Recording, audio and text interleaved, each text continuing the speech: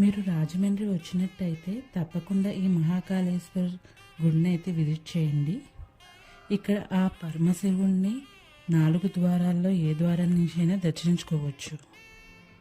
చూడటానికి 4 దిక్కుల నందులతో చాలా అందంగా ఉంటుంది. ఇక్కడ తెల్లవారుజామున కూడా 3:30-4కి భస్మాభిషేకం చేస్తారు.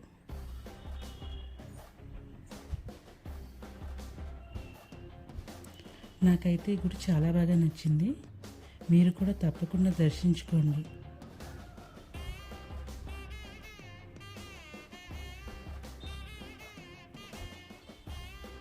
ఇక్కడ మగవారికైతే తెల్లారుజామున భస్మాభిషేకానికి అవకాశం ఇస్తారు.